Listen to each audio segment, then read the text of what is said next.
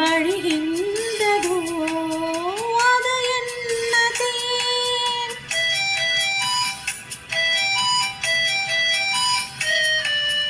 அது வல்லவோ பருகாத தேன் அதை இன்னும் நீ பருகாததேன் அதற்காகத்தான் அலைபாய்கிறேன்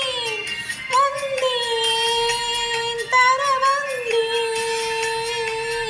நினைவோ ஒரு பறவை வீட்டும் அதன் சிறகை